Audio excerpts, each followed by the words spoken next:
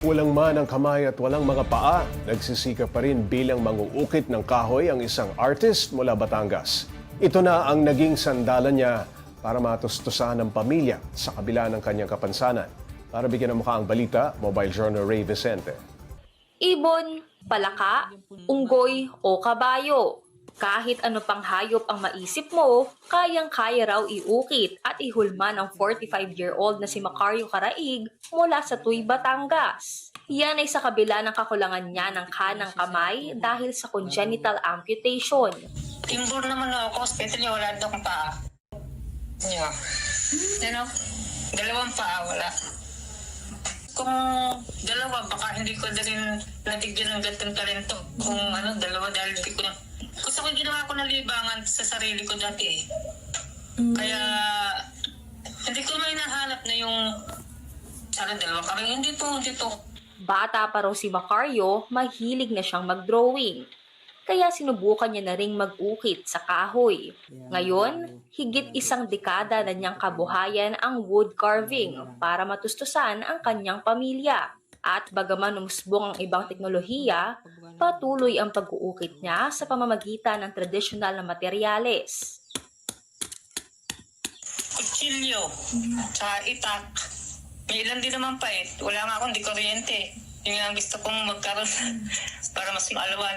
Kulang pong pangkain ng kinikita po. Eh, siyempre yung mga drill, mga pampakinis, wala ako noon. Masipag din siya sa paglalako ng kanyang mga gawa kahit wala siyang mga paa. Para kay Macario, hindi hadlang ang kapansanan para magtrabaho. Masarap naman sa pakiramdam yung binibigay sa atin ng Panginoon na mga talentong ganito. Kahit may kapansanan, igamitin natin.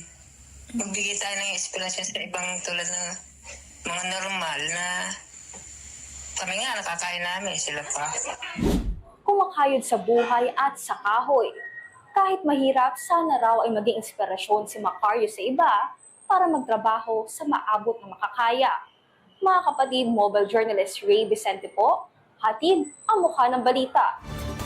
Pag-usapan pa natin ang manguukit na si Macario kasama si Mobile Journal Ray Vicente.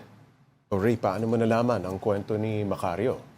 Pops, actually yung Facebook page talaga ni Macario, kakaunti pa lang yung followers, so 3,000 to be exact. Okay. Oh. Pero dumadaan-daan na kasi siya sa feed ko dahil siguro nakikilala na siya paunti-unti at kasi social media talaga yung main na pangkabuhayan nito ni Macario dahil syempre dito siya nagpo-post ng mga contents, Pop J, at syempre dito niya binebenta rin yung mga inuukit niya.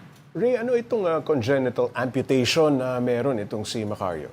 Pops, itong congenital amputation ay inborn to. So mula pagkapanganak, walang may parte ng bahagi ng katawan mo or limbs to be exact na wala.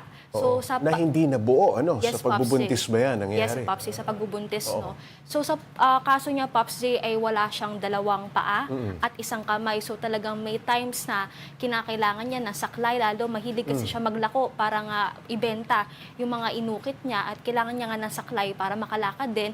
Pero in terms of pagkatrabaho naman niya, yung pag-uukit niya, nakakaya pa rin naman daw niya, Popsi, kasi yung kaliwang kanan niya, yung talagang ginagamit niya para magpako, gawin yung pag-uukit at etc.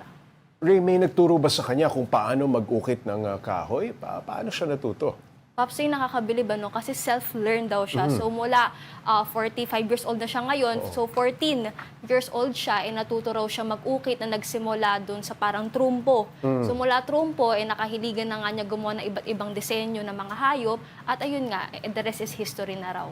Okay, Ray, magkano yung mga produkto niya at saan ba pwedeng matagpuan ang mga binibenta niya? Popsi, nagkakatalo sa mismong size, pati disenyo, yung mismong kung magkano yung binibenta niya. So, 10 each to 50 pesos. Then, kapag 12 inch naman, 350 pesos. Yung pinakamahal, Popsi, ay 500 pesos. Yun na yung parot na marami talaga challenging yung disenyo. At makikita siya sa Facebook page ni Macario Caraig. At pwede rin siya i-message doon para kung gustong umorder. Macario Caraig. Caraig. Okay. Maraming salamat, Mobile Journal Ray Vicente.